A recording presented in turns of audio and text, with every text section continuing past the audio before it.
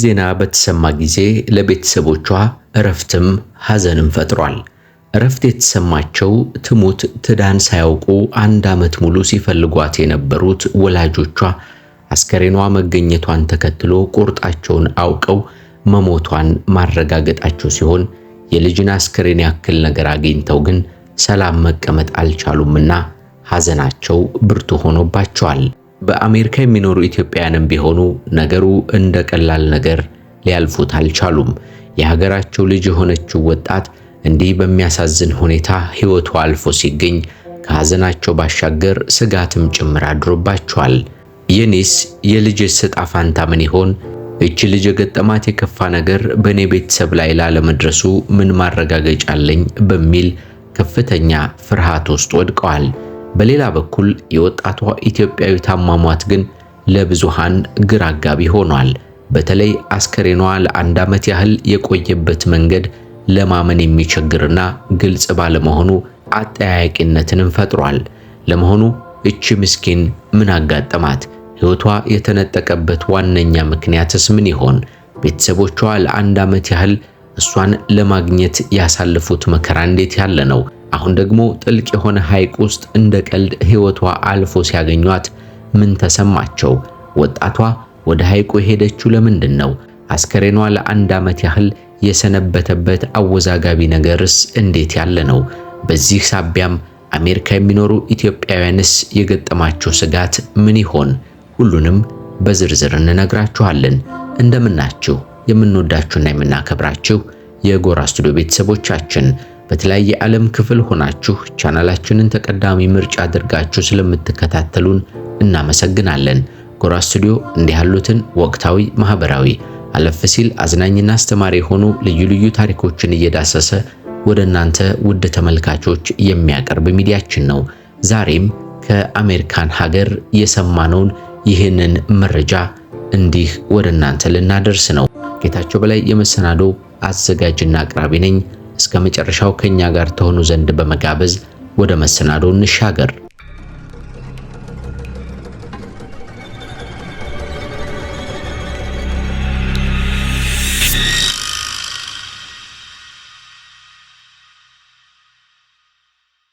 ወጣቷ ኢትዮጵያዊት የአሜሪካን ዜግነትም ጭምር የነበራት ናት። የሚያምር መልክና ቁመናም እንዲሁ አላት። ለቤተሰቦቿ ተወዳጅ ልጅ የነበረች ከብዙሃን ጋር ተግባብታ የምትኖር እንደነበረችም የሚያውቋት ይመሰክሩላታል። ቤተልሔም ተብላ የምትጠራ ሲሆን ከአባቷ አቶ ተሾመ ለማና ከእናቷ ወይዘሮ ካሳዮቤ አብራክ የተገኘች ነበረች። ራሷን የተሻለ ቦታ ለማድረስ ብዙ ትደክም ነበር። ረፍት አልባ በሆነ ሥራ ተጠምዳ ጊዜዋን በታታሪነት ታሳልፍ እንደነበርም እንዲሁ የወጡ መረጃዎች ይጠቁማሉ። እቺ ወጣት እስከ ባለፈው ዓመት ድረስ 24 ዓመት የሞላት ወጣትም ነበረች። በአሜሪካን ሀገር በዋሽንግተን ግዛት በሲያትል ከተማ ትኖርም እንደነበር ተገልጿል። ቤተልሔም ከ1 ዓመት በፊት ሜይ 27 2024 ላይ ለመዝናናት በማሰብ ከቤቷ ከወጣች በኋላ ነበር ሕይወቷ አደጋ ላይ እንደወደቀ የተነገረው። ቤተሰቦቿንም በብዙ ሰቆቃና ሐዘን ውስጥ የሚከት አሳዛኝ ነገር የተፈጠረው ከዚህ ዕለት ጊዜ በኋላ ነበር። እንኳን ለ2018 አዲስ ዓመት በሰላም አደረሳችሁ። ጎራ ስቱዲዮን ሰብስክራይብ አድርጉ። ያን ቀን በከተማው አቅራቢያ ወደሚገኝ ሐይቅ ለመዝናናት አስባ ከቤቷ ስትወጣ ከወንድ ጓደኛዋ ጋር ታይታለች የሚሉ መረጃዎችን ስንመለከት ነበርም። ወደ ሐይቁ ከገባች በኋላ ጀልባ ይዛ ስትዝናና ብትቆይም የት እንደገባች ሳይታወቅ ለ7 ቀን ያክል በመቆየቷ ቤተሰቦቿም በከፍተኛ ጭንቀት ውስጥ ገብተው እባካችሁ ልጃችንን አፋልጉልን ብለው ነበርም።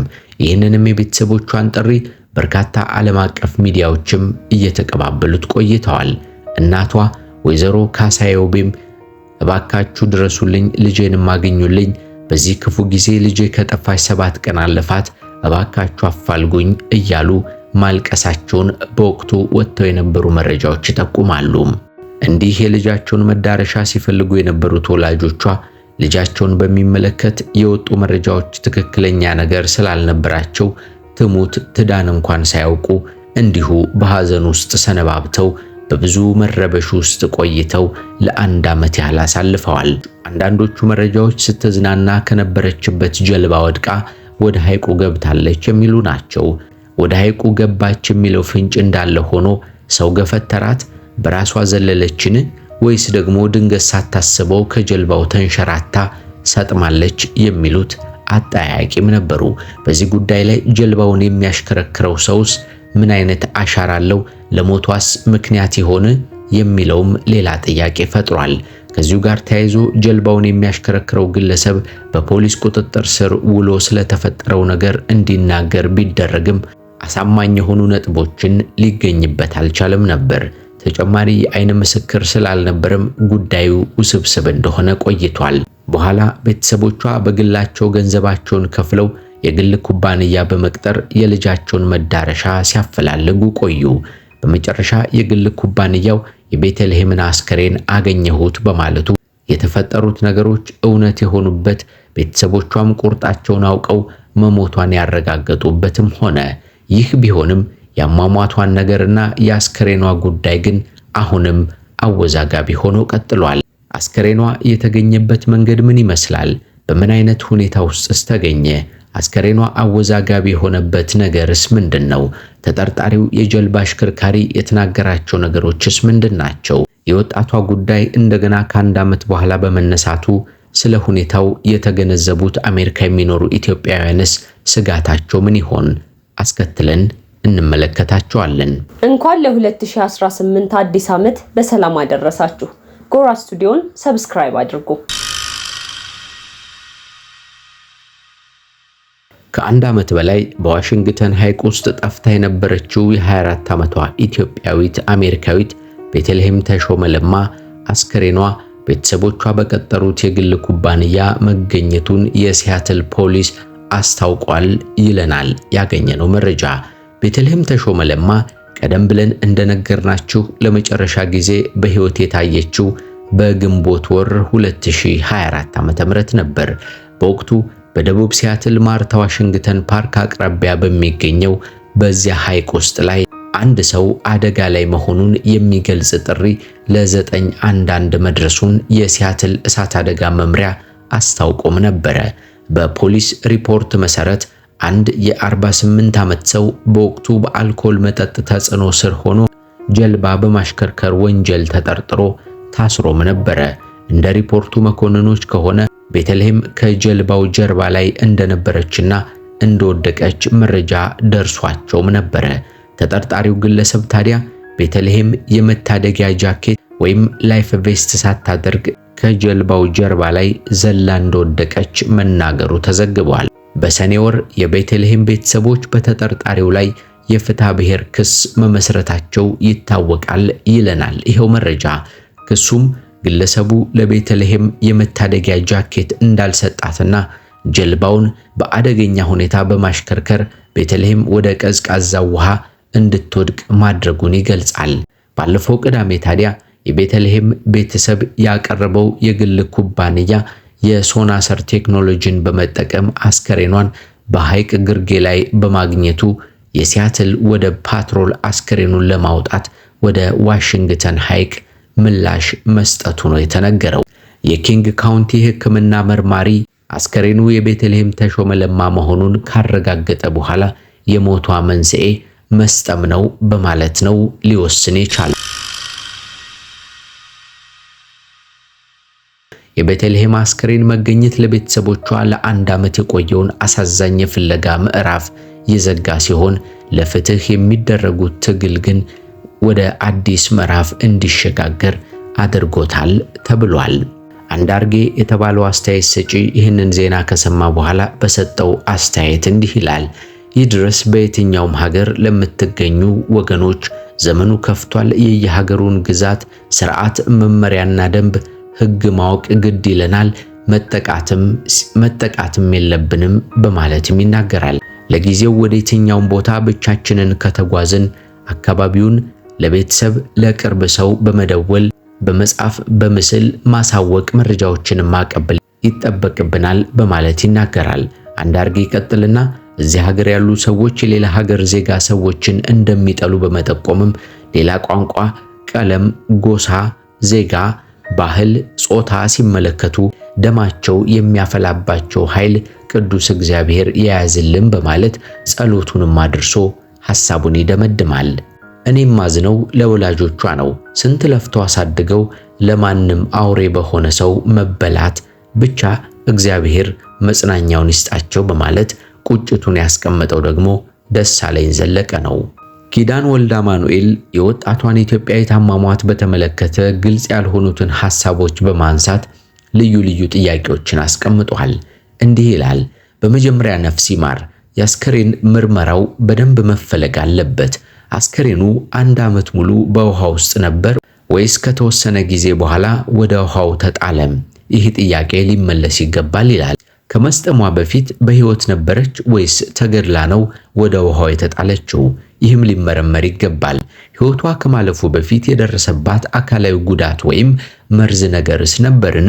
ይህንንም ይጠይቃል። እንኳን ለ2018 አዲስ ዓመት በሰላም አደረሳችሁ። ጎራ ስቱዲዮን ሰብስክራይብ አድርጉ። ከወዳጅ ዘመዶቿ፣ ከስራና ትምህርት ቤት ጓደኞቿ፣ አፍቃሪዋ ከነበረ ወይም ከነበሩ ጋር የነበራት ግንኙነት ሂደትስ ምን ይመስል ነበር? ሻካራ ነው ወይስ መልካም ነበር? በተቀናቃኝ የቢዝነስ ድርጅቶች መካከል በሚነሳ ውጥንቅጥ ውዝግብ የተነሳም ቁጣ፣ ዛቻ ወይም ደግሞ ቅራኔ ውስጥ ገብታ ነበርን? እነዚህ ሁሉ ሊጣሩ የሚገባቸው ናቸው በማለት ጥያቄውን ያነሳል። ታዲያ ለ1 ዓመት ያክል አስከሬኗ በውሃ ውስጥ እውነት ቆይቷልን የሚለው ግን የበርካቶች ጥያቄ ሆኖ እንደቀጠለ ይገኛል። በአሜሪካን ሀገር የሚኖሩ ኢትዮጵያውያን ታዲያ የወጣቷ ጉዳይ እንደገና መነሳቱን ተከትሎ በድጋሜ ስጋት ውስጥ ወድቀዋል። ምክንያቱም በአሜሪካን የምንኖር እኛ ኢትዮጵያውያን ለመዝናናት ብለን በእንዲህ ያለ መንገድ ብንወጣ በራሳችን ላይ ሊደርስ የሚችለው ነገር ልክ እንደሷ ቢሆንስ የሚል ጥያቄ ጠይቀዋል። ከዚህ በተጨማሪ የልጆቻችን ጉዳይ፣ የቤተሰቦቻችን ጉዳይ እንዴት ሊሆን ነው የሚሉ ጥያቄዎችን እያነሱ ነው። ይህ ጉዳይ ያጋጣሚ ነገር ነውን ወይስ ደግሞ በሌሎች ሰዎች ላይ የሚደርስ ተደጋጋሚ ችግር ነው የሚለው አሁንም በአጠያያቂነቱ እንደቀጠለ ይገኛል። ለማንኛውም የወጣቷን ቤተልሔም ጉዳይ በማንሳት በእንዲህ ያለ መንገድ ወደ እናንተ አደረስንላችሁ። እችን ተወዳጅ የነበረች ኢትዮጵያዊት ፈጣሪ ነፍሷን በገነት እንዲያኖርላት በመመኘት ለወላጆቿም እንዲሁ እግዚአብሔር ጽናቱን እንዲሰጣቸው በማከልም መረጃችንን በእንዲህ ያለ መንገድ እንቋጫለን። ስለምትከታተሉን ከኛም ጋር ስለምትሆኑ በተለያየ ዓለም ክፍል ሆናችሁ ደግሞ ጎራ ስቱዲዮን ተቀዳሚ ምርጫችሁ ስለምታደርጉትም እንዲሁ እናመሰግናችኋለን። ቻናላችንን ሰብስክራይብ ሳታደርጉ የምትከታተሉ ሰብስክራይብ እንድታደርጉ፣ ሌሎቻችሁ ደግሞ ሐሳብ አስተያየታችሁን በኮሜንት ላይ ያኖራችሁ ቪዲዮንም ላይክ እንድታደርጉ በአክብሮት እንጠይቃለን። በሚቀጥለው በሌሎች መሰናዶች እንደገና ተመልሰን እስክንገናኝ መልካም ጊዜ ለሁላችን። እንኳን ለ2018 አዲስ ዓመት በሰላም አደረሳችሁ። ጎራ ስቱዲዮን ሰብስክራይብ አድርጉ።